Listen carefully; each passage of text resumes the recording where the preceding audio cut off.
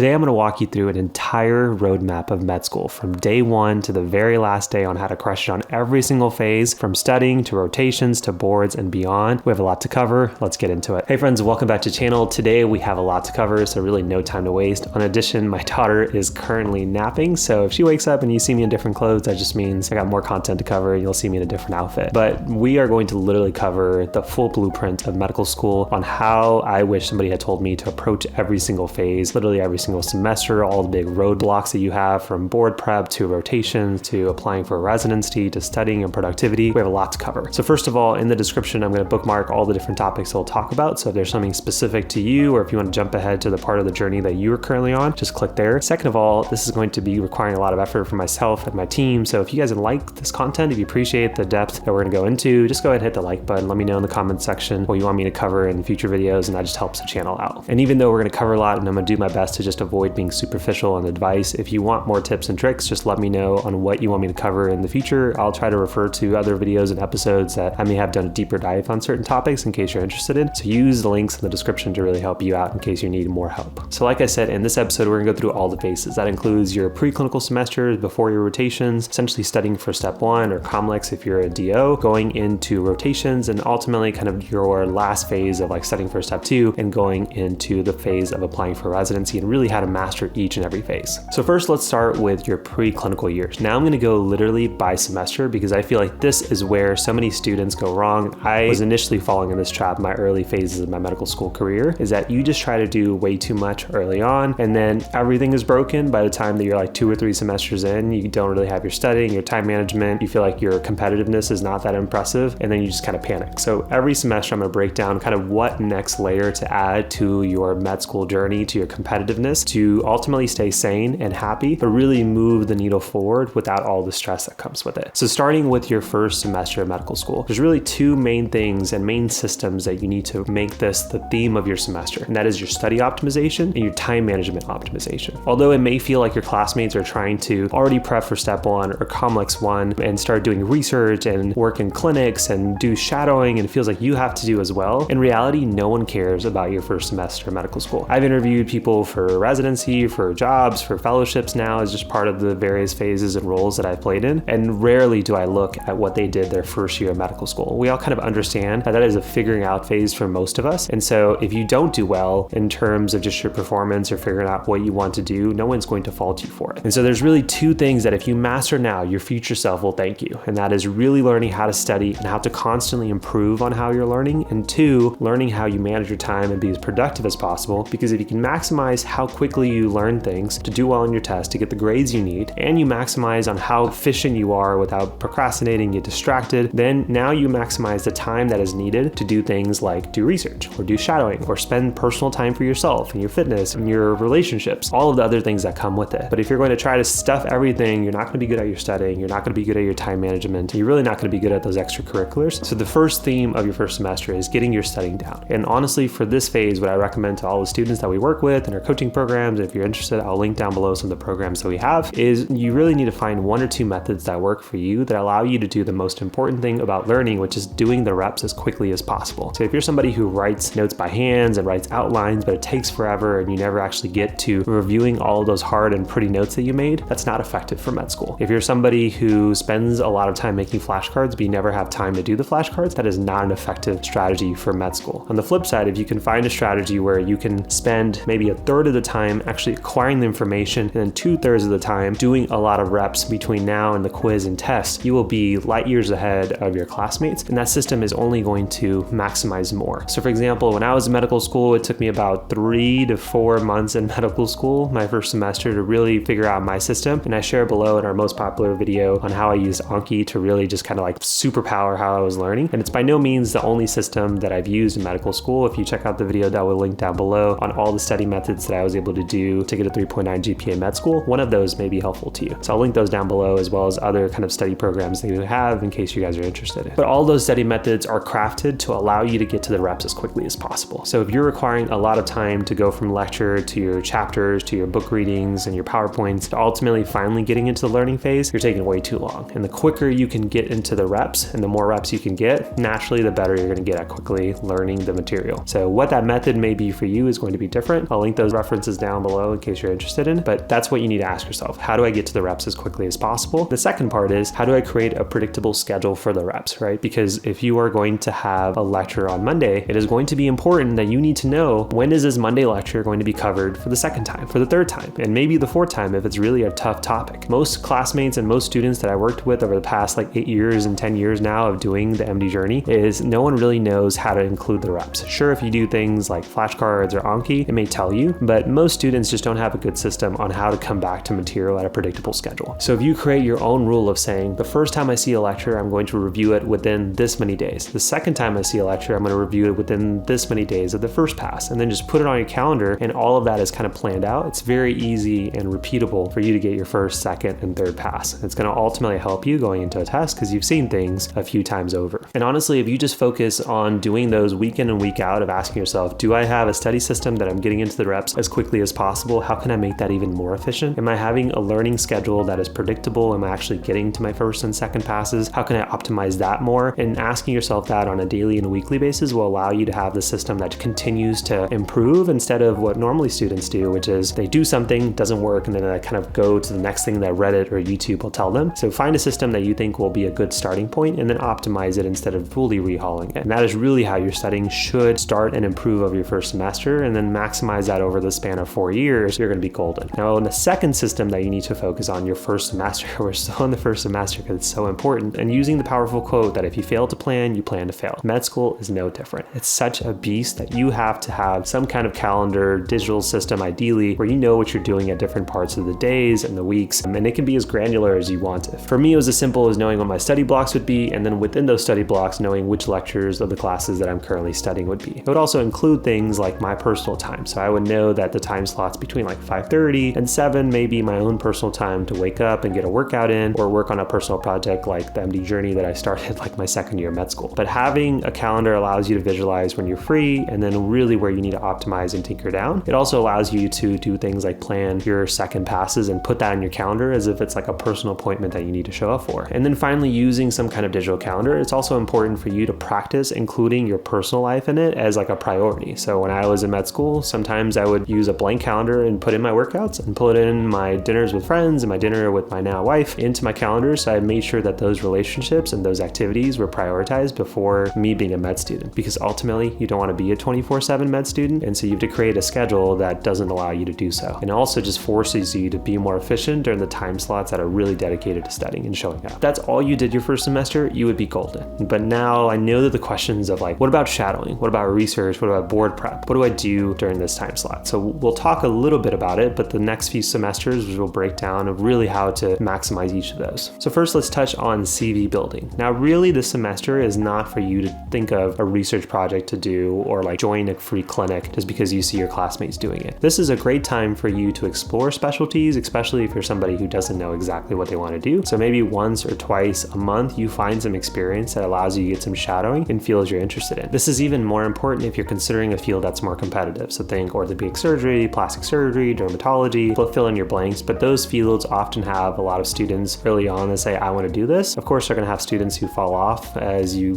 kind of go further into your journey. But if you feel like any of those may potentially be a possibility, great opportunity to kind of email your attendings and professors and contacts and just seeing if somebody's willing to allow you to follow them for a weekend or for an afternoon. And that is a good experience for you to learn what that field is about. Because often we know very little about these fields that we're interested in. You may know the salary that comes with it, or the prestige that comes with it, or the lifestyle kind of persona that comes with it. But the best way for you to know if it's a good fit for you clinically is to use this semester to get a lot of variety of exposure, because now you're going to be able to do the most important part about CV building, which is as you go through the next parts of your phase, you're going to see the story of your clinical journey grow. You're going to say, I went into medical school, I thought I wanted to work with my hands, so I thought plastic surgery, general surgery, orthopedic surgery, all the competitive fields. And as I started doing more shadowing, I identified that these are the skills that I really wanted to do and be good that. And so that's why this field became the one that I started pursuing. You start to sell and grow your story, and it's very easy for you to do that. So use this semester to understand what that story is going to be, grow it. And if you have something already pre-med school that you want to fill the foundation on, continue to do more shadowing and experiences that allow you to sell that story. And the bonus tip for this phase is that if you do get something that feels like an experience that is going to grow the story, have kind of a digital CV notebook that you can do, whether it's on Notion or WordPad or Google, doesn't matter, but essentially have an easy way for you to do any experience you have, whether it's a patient experience, somebody teaches you something amazing, a shadowing experience, a free clinic you worked at, a conference you went to, put those in, the dates that you went into, and just what you did, and then what your takeaway was from that. Any cool exposures that you had and memories that you think that you will always remember. In reality, because you go through so much in med school in your medical journey, very easy to forget them. Even my favorite patient experiences, unfortunately, I've forgotten the patient's name or what diagnosis they had, and I just wish that the story was much more complete. So if I had a digital way of storing all of those experiences, it would have made the last phase of this journey, which is applying for residency, so much easier. So if you're gonna do something that builds on your story, your CV building, then have an easy way for you to not jot down things, especially if there's things that you don't like, experiences that shape you in a weird way because they identify a weakness or you just have a hard time. Write those down. Use this as your journal kind of entry, and it'll be so much easier to fill out scholarships applications and applications for mentorship and residency, and that is really what the semester is built for. Now, last part about the semester, because this is probably the semester that's going to require the most time, is what the hell should I do for board prep? I get so many coaching students that come through our coaching programs that in their first semester of medical school are trying to master studying and studying for Step 1 or COMLEX or some other boards. And in reality, the biggest piece of advice I can give you is that you will not study for Step 1 or fill in the blank board exam the same way you do now than you will when it's truly time for dedicated prep. There's just literally a different level of intensity that you show up for on test day and for the weeks pre to test than you will when you're like studying for your classes. So the best piece of advice during your preclinical years, especially earlier on when you're years away literally, is to just maximize how well you're doing in your classes. Now, if your class is going to study and test you per the boards, then it's great to use board level resources, things like Anki Index, things like First Aid, things like Boards and Beyond and AMBOSS and Physio and Picmonic, things and resources that we talk about, and I'll include a Step 1 playlist down below in case you're interested in. But if your school tests specifically to the content they teach much less than boards, then it's much more important to just build that foundation, because then when you're truly studying for boards, ideally you have a good foundation in those topics. Now, that was a lot for just the first semester of your preclinical years, but again, I feel like it's the most important and honestly the most damaging often to medical students, so hopefully that helps. Now, as a quick aside, if you want more help on your preclinical journey and every other phase that we'll talk about in this video, then check out either the Med School Blueprint or the White Code Lab, where I basically get to share with you piece by piece through our various programs of here's what to do on your rotations, here's how to study better, here's how to be more productive and more motivated at this phase. It's just imagine this video but 10x each phase, so that way you can go through the journey, and then on top of it, if you ever have questions on each individual part, you get to ask me directly through our private messaging app on tips for your own personal journey. So if you're interested, check out the White Code Lab or check out the Med School Blueprint, and you'll get access to all of our programs on every single phase, so that way you're never kind of left hanging. But now we get into semester number 2. Now, really the most important thing here is to have a system on how you optimize your current systems. So instead of trying to think about how you just jump ship, ideally you have tried a few things your first semester and you've identified a few things for your studying that really work. And so really now is to create the habit of identifying and having a day of the week, Saturday's an easy day, where you just evaluate how did the week go? Did I get any scores back? Did I get any tests back? Did I feel like I learned well this week? What kind of things can I do to take out some of the fluff in my learning? If you guys are interested, I'll link down below a free worksheet called our Fluff Impact Worksheet, which is basically you type in how many hours you're spending, how many things you're doing, and it will give you an estimation of how much time is fluff time, things that you're doing but really aren't giving you any benefit, as well as things that you're doing and the percentage of that time that is actually being spent. So the worksheet may tell you that you're actually only spending 20% of time on the strategies that give you the most benefit, and that's really enlightening for a lot of students. So if you're interested, I'll link that down below. But in addition to just strengthening your studying and your time management skills, ideally now you have become more comfortable with the pace of med school and the classes that they have, and often a lot of kind of curriculums will take things and be done with heavier classes like anatomy at this point, where you may be doing less classes per semester. So you may just naturally have more free time or have less classes to focus on, and so you can now use that free time for things like CV building. But to finish off the study section, this is also a good time for you to add in more board level things without feeling like you're studying for boards. So if you haven't added in things like practice practice questions. I love resources like USMLE-RX or kind of all-in-one resources like Amboss or Boards and Beyond that allow you to learn and review with your classes, but then have their own questions to do, because you always have kind of a third-party board-style question resource that you can use to really make sure that you're not just memorizing details, but you understand the connections between concepts. And if you're not comfortable with doing practice questions, it's very easy to just add a few per week. Maybe you choose a time amount that you do where you just say, I'm going to do 30 minutes of questions, as many as I can do. That may be 5 questions, that may be 10 questions, or I may do 2 sessions of 5 questions. But really the goal here is to give you exposure on styles of questions that ultimately will show up in a board prep in a year and a half at this point, that allow you to get that comfortability and ideally also help you on test day. And the last part about the study pillar here is this is a great time for you to include video heavy resources that you enjoy and try to finish them off as you're going into board prep over the next kind of year. So a lot of students enjoy using resources like Pathoma or Sketchy or some of the other kind of resources that we talked about. The goal is for you not to use all of them. It's to find a resource you can really get behind and understand that every student has done well with each of these resources, but they do better if they just focus on maximizing their retention from 1 or 2 of them. So if you're going to be somebody who, like me, use Sketchy and Pathoma, then this is a great time for you to get through a lot of those videos. So when it's time to get into the questions and the reviewing, you're not having to spend hours of your review day doing those videos that take a lot of time. Try to get through the heavy, busy work of doing the videos now. So then when it's time to ideally do more questions, you have the luxury of time to do so. And the last part about the semester, in addition to everything you're doing, is this is a great opportunity to now use your free time to continue to do some of the shadowing if you're not sure what specialty you want to do. But if you do have some inklings of what you're interested in, of now reaching out to faculty, of trying to do things like research and more kind of clinical experiences to continue to build your story. Ideally, you kind of have a few things that you are interested in, and if you're not sure which one to approach, just approach the most competitive one in case that's a door you ultimately want to keep open when it's time to apply for residency. And if you choose to jump ship or steer in a different direction, you at least have taken care of the most competitive one. Now, if you have 2 competitive things, you may want to do clinical experiences one of them and do research in the other one, just so you kind of have 2 balls in one court, and then make a decision over the next 2 semesters of what you want to do. But naturally, just try to add something to your CV building to continue to build your story of what you want to do in medicine. Ideally, constantly refer back to that CV digital notebook of all your experiences. Ask yourself what you enjoy, what experiences you want to ideally do more of, and this will naturally allow you to go into the rest of your second year and your third year exploring more of those experiences and really having a strong story to tell by the time you're applying to residency. Now, your third semester in medical school varies from kind of curriculum to curriculum and institution to institution. Some of them will have some kind of summer break. So I had like I want to say an 8-week or 12-week summer break in med school where I did a clinical experience. So I kind of worked at a type 1 diabetic camp for a few weeks of that summer, and then I had a little break off where I just spent time with family. That was perfect for me. Other students who are really interested in those more competitive specialties are doing a lot of research just to build that part of their foundation, and picking one of the 2 is a good way to go. Clinical experiences are great if you are going to go into something that may not be as competitive, but really want to build your clinical kind of muscle as rotations are just around the corner. And that was really powerful for me, but research is also a great way to go. By no means should you take the entire summer off, but also having some kind of break where you can just relax and recharge before the busy kind of stretch in medical school where you're kind of no more summer break and you really have no prolonged period of time off and you're kind of going from one phase to another back to back. It's going to be pretty hard. And so I want to treat it like a marathon and rest and taper up now during the summer. But it's also a great time from a board perspective to finish off what we've been doing, which is if you have some time at a much leisurely pace, continue to go through some of those board prep materials that are time intensive. So if you've been going through Sketchy and or Pathoma or another video resource during your second semester, this is a great time to say, I may do 2 days of these videos and just kind of jot down my notes in the form of flashcards. It's something I can come back to, something like RemNote, which I've made tons of videos about so far on this channel that I'll link to down below. But basically reward yourself for the work of reviewing the videos, storing the information so you can easily come back to them. But again, less videos you have to cover when it's time for your third and fourth semester as boards get closer and closer. But now to finish off your preclinical years, you may have a semester 3 and a semester 4. I just had a 1.5 year preclinical year, so I only had 3 semesters. Some people still have a traditional 4 before they go into their natural third year of medical school. So whatever works for you. But in addition to just continuing to optimize your studying and your time management, now is really the time to maximize that free time to work on board prep as well as CV building. So if you haven't started research or if you have decided that you're going to go a different direction for your specialty, this is really a good time to get your foot in the door of building some mentors who are going to help you with research experiences and clinical experiences resources, continue to build your story. This is really where I got a lot of my research done as a medical student, or at least started, because then sometimes things will just take longer than you think. And ideally, you want a few things on record that are completed as abstracts or publications or conference posters by the time that you're applying by 4th year medical school. So by the time that you're starting your 2nd year medical school, in case something takes a year and a half to truly get to fruition, you at least get the benefit of the completion. So really finding what those projects would be is a great usage of that time. In addition to your studying, this is a great time to truly hone in on your board prep. So again, adding things like practice questions more into your weekly learning, and adding any questions that you're missing into things like flashcards or RemNote. And again, I've made videos on how to do that in this channel, so check those out. But really just kind of utilizing this time to really maximize what you're learning with classes, using board prep to get comfortable with the idea of how those questions are laid out and the material that is going to be presented. And then ultimately also deciding on what resources are going to be your go-to when your dedicated comes around. We'll talk about it more in the board prep kind of part of this roadmap of this episode, but you don't want to overdo it. And so ideally you have explored a few of the resources, and as long as they work for you, as long as you get in the reps, you will be good. And so the goal is by no means to try to do a little bit of everything. It's to really understand that I like this resource better than this resource. Even though Sally is doing great with that one, this is going to be the resource that I return to when I need to review and learn content. And the last part is the bonus part, but if you can get it done, especially if you didn't do it during your summer, is to include some clinical experience that you're doing at this point. So free clinics, if your institution offers it, that you get to volunteer and just practicing patients, shadowing, whatever that may be, where you just get to practice, again, that clinical muscle before you start doing your rotations. A lot of students are very awkward when they're in the hospital and the clinic setting for the first time, because although you've been in medical school, you haven't practiced actually being a future provider. You've just been in the textbooks and the flashcards. And so using this time where you can practice without truly being evaluated of how good you are presenting a patient or asking questions without being uncomfortable, it's great to just kind of get over that nervous hump. So by the time you're in your rotations, you at least feel like I've been here somewhat before. Now that is the preclinical section of this episode. And even though we're like probably 20 minutes into this episode, I'm sure I missed something. So please include them in the comment section down below, and I'll try to make a future video or respond to you in the comments. But again, another reminder, if you want help at every single phase, not just this one, but every single one, and essentially a 10x version of what we just talked about, then check out the White Coat Lab, check out the Med School Blueprint, where it includes every program for every phase of the medical student journey, including the life of being a pre-med and other things that we just won't have the time to touch in this episode. But essentially what I wish somebody had told me for each of those phases, so I can maximize the results and efficiency without all the excess stress. But now we get into board prep. Now board prep is going to vary depending on where you take your exams. Some institutions require you to take some kind of preliminary exam that allows you to tell them, hey, I'm ready for this exam. Some of them will have this kind of listed before the summer,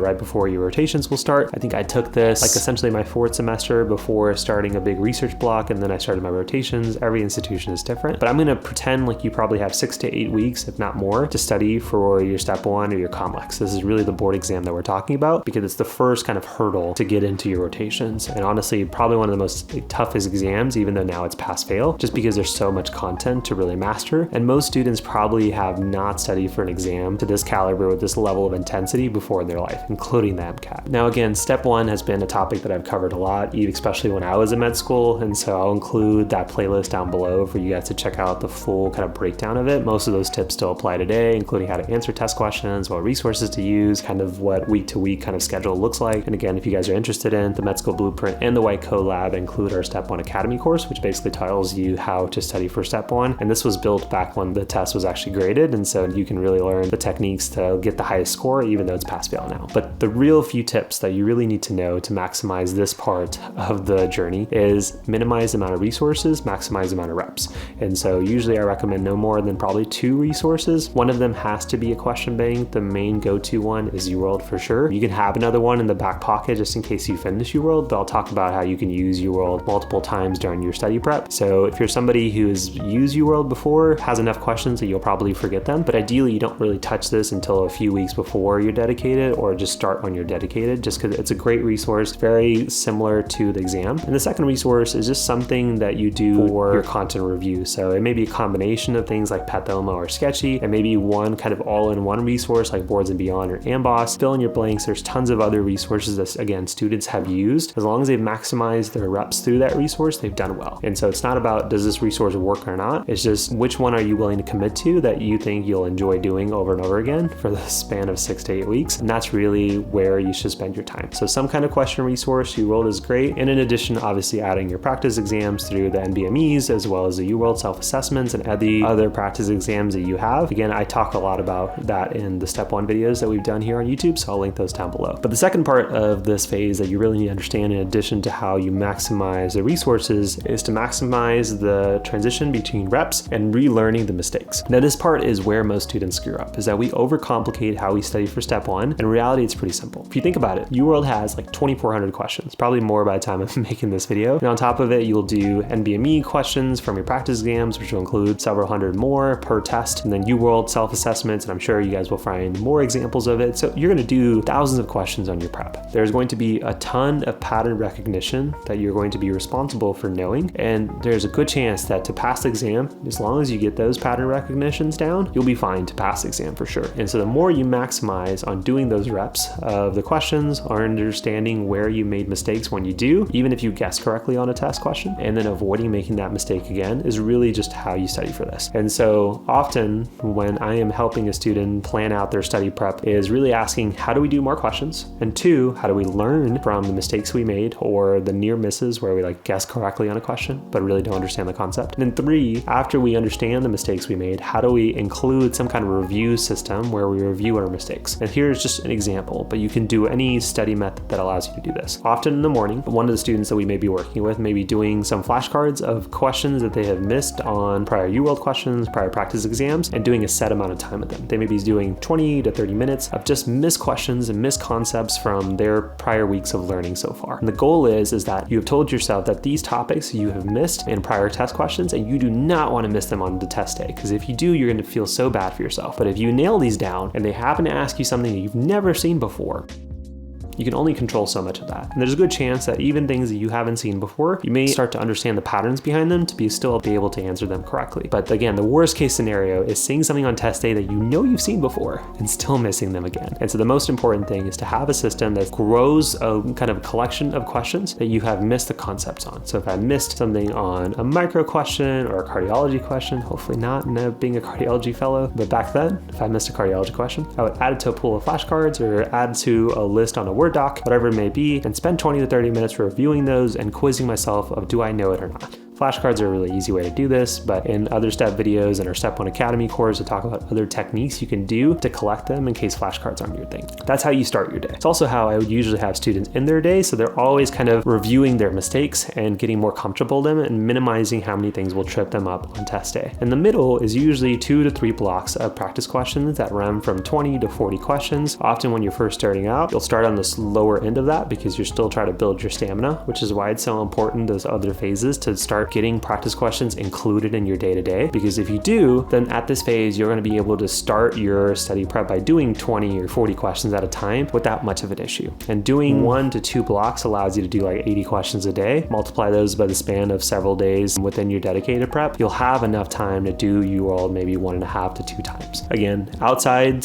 of the days are meant for you to review your missed questions. The next chunks are kind of in the middle, are meant for you to do a few blocks of practice questions. This can be on the topic that you're reviewing for the day. So if you're on cardiology, you may do a cardiology block for both blocks. You can choose to do random. This is kind of a system that you pick. Sometimes I have students who do their first block on the topic that they're reviewing, their second block on the topic that they're reviewing for the day, and maybe like a 20 block set of questions at the very end. That's fully random. Build your system based off of how many questions you think you can do. And then usually after each block, they're going to go back through the questions, review them, ask which concepts they missed, which concepts they guessed correctly on, turn those into flashcards or whatever their method of collecting their mistakes are. And that is their main form of reviewing, because you're going through the reps, you're going to understand what you're missing, turn them into a way to ideally foolproof your way of avoiding making those mistakes again. And then usually the middle chunk of the day where you're like tired of doing questions is a great time for you to go through the resources that just allow you to turn your brain off a little bit. So video resources, or having somebody teach you through Pathoma or Sketchy of concepts that are next in line, or maybe just reviewing videos you reviewed before, but now just with a more kind of fine-tooth comb paying attention for the board prep questions that you're gonna have coming up soon. But that is the exact structure that I used for step 1 and step 2 and allowed me to get the scores that I needed to be competitive for residency. The final part about this prep is that I recommend highly to try to do your UWorld 1.5 to 2 times. If you haven't done questions before the dedicated prep, that's completely fine. Again, if you have 6 to 8 weeks and you ramp up the number of questions you do, you usually can get definitely to the 1.5. Now the 1 is covering all of the questions once, but as you miss things, and especially if you guess correctly on something, I would mark it on UWorld. And then on the second pass or this half pass of all the missed questions and marked questions, if you get a question right, you would just go ahead and unmark it. And so now you're going to essentially be doing all your mistakes again to make sure you're not going to miss them. And if you do, you just keep doing that process again. And that is usually enough that you can do. Some students are able to do a lot of questions where they start with maybe 2 or 3 blocks earlier on, and that maximizes the time for them to potentially do a full new reset of UWorld. But 1.5 is usually more than enough. I think that's exactly kind of roughly what I ended up doing for at least step 1 and step 2. I got 2 passes, but whatever allows you to get at least that half rep of all your mistakes and guess questions to again minimize the things that will trip you up on test day that you've seen before. Now hopefully that was a deep enough dive of step 1 and complex for this prep, but again, there is an entire step 1 playlist you guys can check out. The step 1 Academy is full on details of more step 1 things, including what to do on test day, how to answer questions strategically, and I'll link that down below. But again, if you have questions on more things for board prep and step 1, let me know, so potentially more videos on those topics can come out for you. So that is the first 2 big chunks of medical school. Talking about preclinicals and board prep. Now we get into the actual clinical rotations. And this is going to be a fun part of your journey. It's my favorite part because you'll finally feel like you're practicing how to be a doctor. Now, for the purposes of this video, it's gonna be really hard to go down each different rotation and how to maximize them because they're so different. But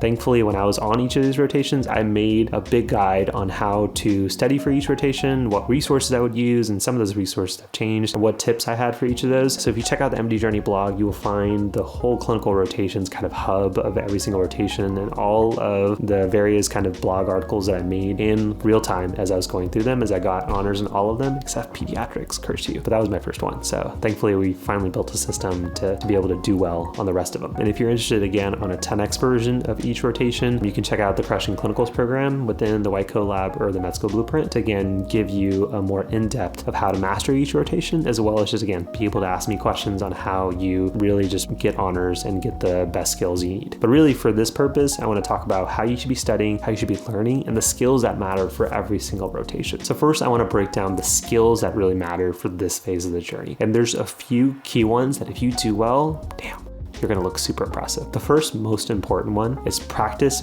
being the manager of the patient. Often medical students are taught how to take a good history and how to do potential decent presentations, but often medical students are taught how to take a H&P, a history and physical, and present them to their attending, and those are like semi-okay. But in reality, you get so much better at this process if you just ask yourself, like, what in the world do I wanna do for this person for the complaint that they have? This person comes in with high blood pressure, they come with chest pain, they come in liver failure, they come in with itching. Like, what do I want to do? What do I want to work up? How do I want to treat them? And that allows you to first start with, well, how should I practice being a doctor? Like, what type of things do I need to do? Because then you work backwards and saying, cool, if this is what I think I need to do, what I need to order, what tests I need to do, what meds I need to give them. Now, when you start thinking about what parts of their history you should present to your attending to basically support your decision-making, it becomes so much easier. If I think somebody's having chest pain because they have costochondritis and they just had a viral illness and somebody punched them in the chest or something and they're not having a heart attack, then I'm going to tell a story much differently than if I think my 60-year-old patient who smokes and drinks and has high blood pressure and doesn't take any of their meds has chest pain. I think they're having a heart attack. It's gonna be a much different story. And so if I think from management of what I want to do, what I think is likely, you tell your H&P so much differently. And so the first most important skill, regardless if you're on OB-GYN, whether you're on your surgery, whether you're on internal medicine or family medicine, is really make sure that in your head, you're saying, I'm the main caretaker of this patient, at least by practice. Yes, you will have a lot of supervision in the form of your residents, your chiefs, your fellows, your attendings, but your goal is to practice being like you're the only one who's going to make a decision for this patient, because this is how you improve. Yes, you'll get better at your patient presentations over time, but the way you really build confidence in med school and in rotation is practice being the manager. That's honestly the students that I find the most impressive when I work with them on rotations as residents, as a hospitalist, now as a fellow, and the residents who really feel like they're going to take control and try to make an attempt. You may be wrong, that's okay, but make an attempt on what you think you should do for the patient. So practice being the manager. And if you haven't seen something before, give your best attempt, ask questions, look those things up on UpToDate and various other resources that I break down in the clinical rotations kind of playlist, as well as programs that we have down below. But as you get better at seeing similar diagnoses again, for example, if you're on your OB/GYN rotation, you may be taking care of post-op care of patients and females with C-sections and being able to think about all the things you have to manage there: pain, anemia,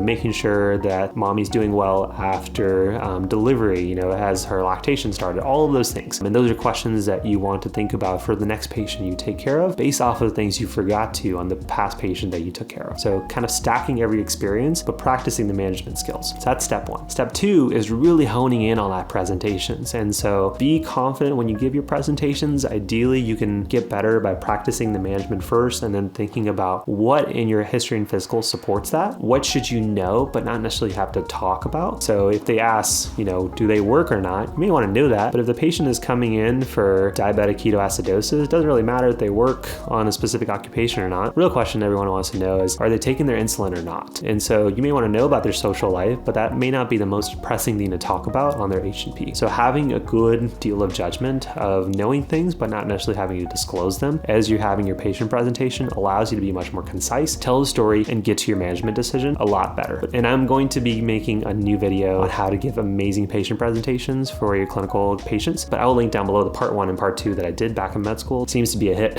on YouTube so far. And again, if you're interested, the Crushing Clinicals program includes their own version of how to give excellent presentations. Now, the third skill that really matters in your rotation is identifying inefficiencies and working on them. As you are on your clinical rotations, you will find what you suck at. For most students, it ends up being not good at presentations and struggling how to prep them. And that again will come with the first two things that we talked about, but also things like note writing and pre-charting and seeing patients in the morning and just being ready by the time rounds hit, as well as just being efficient with your workflow for the rest of the day. So asking yourself, how do I get better at note writing? How do I get better at seeing patients in the morning? And you may have to pick the skill that requires you the most amount of time or requires the most amount of inefficiency and work on that first. So often it's pre-charting so you can see your patients quicker. And then if you can see your patients efficiently, not just quickly, but actually efficiency and get the information you need, then you have more time to prep for rounds. If you can learn how to write your notes quicker, you can be more useful to your team and be out of there before, whatever hour you're leaving. And so just working on those inefficiencies is going to help you as you go from rotation to rotation, because those skills are going to matter on every single rotation. Now, those are the skills, but let's talk about the studying. Now, because your time is likely going to be so much more limited on rotations, because you already have your 7 or sometimes even like 5 a.m. if you're on surgery, all the way from 5 p.m. to maybe beyond, maybe some overnights if you're on night floats, time slots taken away that you traditionally were setting for your lectures back in your first 2 years of med school. Using this time, you really have to understand that you have to be very efficient on how you learn. So using things like practice questions and then review chapters, review books, and review papers to learn big chunk topics for things like your shelf exam and step 2 is really how you need to hone in. And so this is even where you have to get even more refined on what resources that you use. And again, all the things that we talked about in terms of resources that I recommend and how you can learn per rotation you're on, I'll link it down below, but you don't want to get too extravagant here. So often it would be using something like UWorld or something for that rotation to do questions, and then something to maximize all of your learning. So people would use things like case files for internal medicine. I would have review papers for specific topics that I would be learning for on a rotation, whether it be pancreatitis or hyperlipidemia or MIs, fill in your blank. But every time I would have a patient with that topic, if it wasn't detailed enough in the review book that I was learning to take care of that patient, then I would have a review paper that would be kind of reviewing and essentially skimming really quickly through to understand the nuances of how to take care of them, what type of things I should consider. UpToDate is also another great resource to be able to give you the framework of what you should know and what type of things you should be maximizing in over time. But this is like really where you should be spending majority of your time studying. Use your patient experiences during your rotations to really get the reps down. Go home, do the practice questions, and again, try to collect the mistakes that you're making through your practice questions, through flashcards or whatever other method you want to. And this ideally will help you when it comes time for things like step 2, because you'll be able to redo those questions again and minimize how many things will trip you up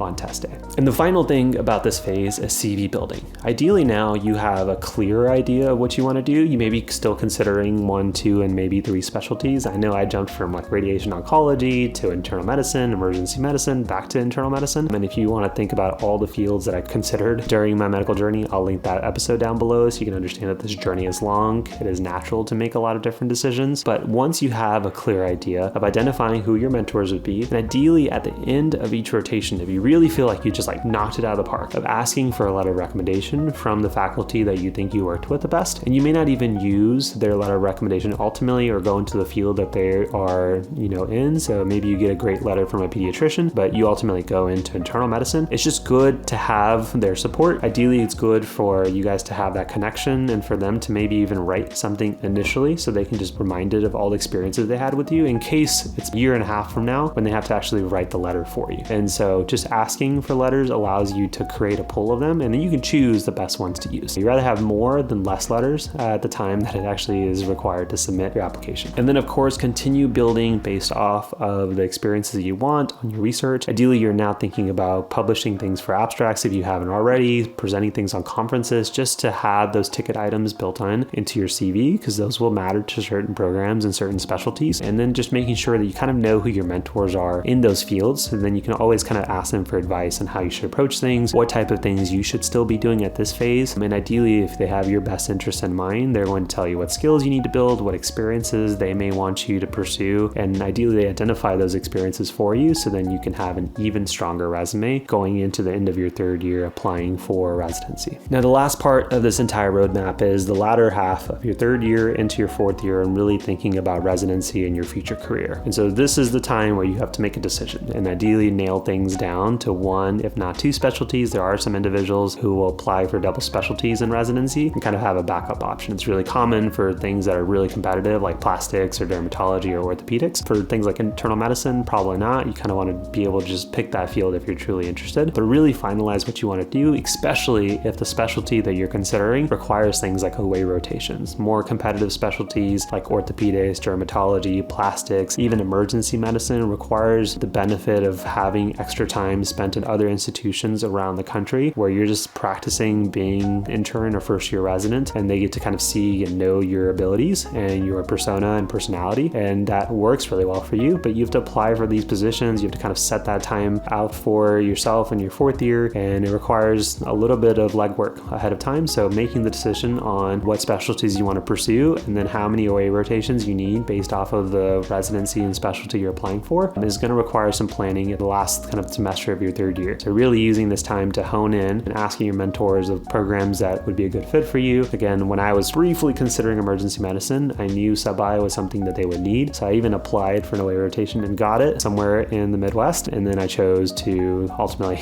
go towards internal medicine like 3 days later. So I canceled that OA rotation, but it's important to still be proactive in this process. So that's why it's important to make that decision. You don't want to be in the boat where you decide to do something competitive towards your fourth year and realize you needed OA rotations and you just don't have the time to schedule them anymore. And then usually towards the end of your third year, going into your fourth year is where you start to do your last like heavier rotations. These are typically like your sub-Is, and these are basically mini internships where you practice on having a bigger role similar to probably what you would have your first year residency in the rotation and fields that you're interested in. So when I was in my fourth year, I was a sub-I on the cardiology ICU, and that was considered like one of my medicine subspecialties. And so it allowed me to have a lot more ownership on my patients. They treated me like they would for any other intern. I got to love the field of cardiology. It was like one of the biggest inspirations of why I'm doing cardiology today. And for somebody going into surgery, you'll have a sub-I going into surgery rotations and whatever other things your institution allows. These are kind of the heaviest chunk of your fourth year. And you may have to do one or two depending on what specialties. You may have to do a sub-I at another institution. So again, some pre-planning is required here, but ideally you do your sub-I at the end of your third year, if not the early part of your fourth year. So then you can get letters of recommendations from faculty who really get to see you work at your hardest and most honed in. And then you still have them in time for when it's time to submit applications, which is usually in the late summer, early fall kind of window, depending on the specialty you're considering. This time slot between the end of your third year and the start of your fourth year is also kind of a great opportunity for you to finally kind of tune up your CV and ask yourself about the experiences you've had. And I'll talk about how to do that really well for interview season. But ideally, if you've been collecting all your experiences during your 4 years of medical school, you can now start to think about like, what is the story that's being told in this notebook? And that makes a very easier ability to write things like your personal statement when it comes for residency application. And if you're interested and want help on how to write kick-ass residency application, I'll link down below our personal statement workshop there. I tell you exactly how to do that step by step, even if you're a terrible writer. But if you use your CV notebook, it really allows you to understand that story. You can write at least least a good personal statement that's not going to be counted against you. And that's really ultimately what you want. It's also going to help you fill out your application for residency so much easier because you can just kind of copy and paste based off of the notebook that you have, the experiences you think are going to tell the story that you ultimately need to get into the residency of your dreams. And then the last part of your 4th year is really the interview season, which basically kind of goes into the fall, into maybe January, sometimes February of your 4th year. And this is like the heavy chunk of interviews. And ideally, if you've done the rest of the phases well, you will be getting the interviews that you want, or ultimately will be a good fit for you. And the way that you maximize this part is you really just need to understand your experiences and feel like you've thought this through. The hardest part, and I've interviewed people again for residency and fellowship now, where I understand people who have done experiences and then try to think about what they got from that experience that they can turn to explain where they are in their journey. And you can tell that's forced compared to somebody who has done an experience because they have sought something out on purpose before, and that has helped them seek the next thing on their journey. So again, if you're always asking yourself on your journey of what things you like and dislike, finding more experiences like that, it's easier to tell the step-by-step tale. And so when you're in your interview season, have a few pocket items in line so you can answer any question. A few of those things that I wrote down include 2 to 3 experiences that helped you improve and grow, potentially things that you just realized that you needed to work on, experiences that helped you build those up, and then what you've been able to accomplish since you've worked on them are great. And they don't have to necessarily be medicine, but think about those. 3 experiences that just change your course in medicine. Those are often patient experiences that really affected you, personal experiences, and really have a good understanding of what the takeaway was for those experiences. 2 to 3 patient experiences that will always motivate you. So think about patients who just affected you, and ideally you want to remember them for the rest of your career. 1 to 2 experiences that reflect on things like your personal weaknesses, working with hard people, hard times, and how you overcame them and challenges. And having those list of those 10 items mentally always ready and what your go-to reflection on those were, you can turn any question that they may ask you and ask, okay, from that bucket, what is potentially a question? What is potentially an experience? Because then when you're asked a question, you can just reflect on that bucket of 10 experiences and saying which one's probably be the most appropriate to share here. And if you thought them well through, the person on the other side's gonna be like, wow, that was a great answer. But again, you've thought about those variety of things that people always ask. Something that's hard, something that you enjoyed, something that helped you grow. So try not to just think about those experiences on the spot, have those experiences built in, and then ask which one may be a best fit for the question they're asking. And you can always include other things, but having that CV notebook allows you to ideally have tons of experiences you can go to, and then narrowing those down to 10 to 12 allows you to just be really sharp on interview day without feeling nervous. You're just telling your story, and that's really what they want to know. So that's the easiest part if you do it right. And the last part of this journey is the easiest because now you just get to relax. Often I have people who will come into me when they're about to start residency what do I need to learn for internal medicine residency? How do I maximize my time? In reality, you got to take a deep breath. You got to celebrate how far you've come in this journey, matching into the residency that ultimately will be the right fit for you, making the most of it when it's time. But right now it's time for you to just congratulate yourself for all the hard work that you've done up to this point, taking some time off with your family, your loved ones, doing things you really love. And then when it's a few weeks out from residency, of just reviewing things to make sure that you kind of know what to do, and drop those questions in the comments when they come up, and I'll try to come back to this video to answer those. But really just reward yourself, pat yourself on the back. You deserve the relaxation at this phase if you haven't done it so far. But that is it, guys. That is a full roadmap of how to maximize each and every phase of your medical school journey. Again, this is a bird's eye view, even though I try to get deep in certain areas. And the White Coat Lab, the med school blueprint, and if you just want free advice, all those videos that I linked down below and the blog post will allow you to do that in case you don't want to check out any of those paid products. No harm, no foul. Doesn't hurt my feelings by any means. Check out the free resources. That's why we made them for you. If you want even more free advice that I'm giving on a daily basis through all of our email subscribers, check out the Med School Handbook, which includes 100 free tips of things I wish somebody had told me on my first day of med school. And then I send you more free advice through your email about things I just learned through my experience now, of being a dad, being a cardiology fellow, and just everything so far on the journey. So hopefully this was helpful. If it was, again, just hit that like button. If you somehow made it to this end of this video, drop your comments down below of other things you want me to touch on, and let me know if this is helpful, and I can try to do more deep dives on other deep topics. And again, if you enjoyed this video, check out this video right here on all the study methods that helped me get a 3.9 GPA. And this study method that I did not use, but I wish that I did, and probably would have been the game changer for me in med school. Enjoy these, and as always, hopefully I was a little help to you guys on your journey. Thanks for always being a part of mine. I'll catch you guys in the next one. Peace.